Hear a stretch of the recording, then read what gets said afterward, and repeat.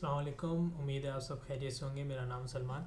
तो आज की हमारी एसक्यूएल सीरीज़ की इस वीडियो में हम सॉल्व करने जा रहे हैं आर्टिकल व्यू वाले क्वेश्चन को।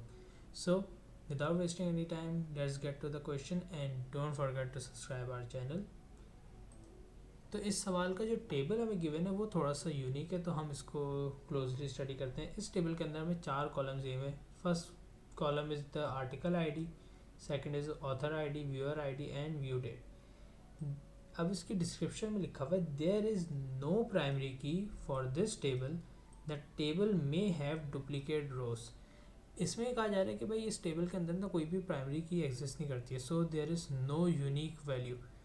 तो अगर कोई यूनिक वैल्यू नहीं है तो ये कह रहे हैं कि इस टेबल के अंदर कुछ डेटा ऐसा होगा जो कि डुप्लीकेट होगा, यानी कि सेम होगा। लेट सपोज कि उसके अंदर सलमान के नाम की 2 एंट्रीज हुई हैं, तो अब वो डुप्लीकेट हो रहा है।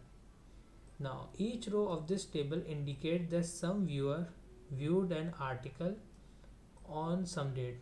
अब ये बता रहे हैं कि भाई ये टेबल है, इसके अंदर ये बताया जा रहा है कि कुछ व्यूअर्स ने आर्टिकल को व्यू किया है किसी एक स्पेसिफिक डेट पे।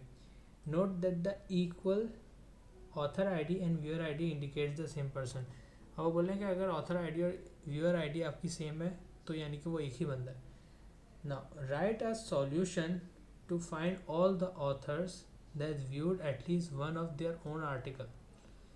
यानी अब वो बोल रहे हैं कि हमें आईडी डिस्प्ले करो सिर्फ उन ऑथर्स की जिन्होंने अपना आर्टिकल व्यू करा है। सही है। Return the result sorted bye ID in ascending order. सही है। अच्छा, अब इसके अंदर 2 नए कॉन्सेप्ट लगेंगे, हम उसको पढ़ लेते हैं। ये एक टेबल है जिसके अंदर कुछ डुप्लीकेट्स वैल्यू है, जैसे कि John 25 New York and John 25 New York. So this table has no unique primary key and have duplicates value. अब ग्रुप बाय और ऑर्डर बाय को हम देख लेते हैं। ग्रुप बाय जो है वो रिप्रेजेंट करता है it is use to group rows in a table based on values in one or more column. मतलब ग्रुप बाय के थ्रू आसानी से हम गए तो भाई रोज़ को हम मर्ज कर लेते हैं, मतलब कि रोज़ को हम कोलैप्स कर लेते हैं। ऑर्डर बाय यूज़ होता है कि सॉर्ट करते हैं रिजल्ट को हम असेंडिंग या डिसेंडिंग ऑर्डर में। बाय डिफ़ॉल्ट ऑर्डर बाय जो है वो असेंडिंग ऑर्डर में सॉर्ट करता है। तो हम इसकी क्यूरी को स्टार्ट करते हैं। सेलेक्ट,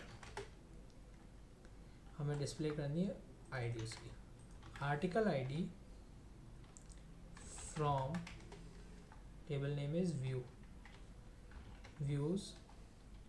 अब इसमें कंडीशन क्या दी हुई है कि सिर्फ वो दो जहाँ पे ऑथर आईडी इक्वल हो जाए व्यूअर आईडी के। सही है। अब एज के इसमें डुप्लीकेट डेटा मौजूद है तो उस वजह से हमें यहाँ पे ग्रुप बाय करना पड़ जाएगा। ग्रुप बाय करने की वजह यह है कि अगर अब 1 और 1 आर्टिकल सेम आर्टिकल 2 बार एग्जिस्ट कर रहा है, सही है, तो अब ऐसी सिचुएशन में ये हो जाएगा कि बहुत सी रोज़ रिपीट हो रही होंगी हमारे आउटपुट टेबल में भी, तो हम उसकी रिपीटिशन को अवॉइड करने के लिए हम यहाँ पे ग्रुप बाय का इस्तेमाल करेंगे। ग्रुप बाय हम करेंगे इसको ऑथर आईडी पे। हम चाह रहे हैं कि एक ऑथर वाइज वो उसको ग्रुप कर दे।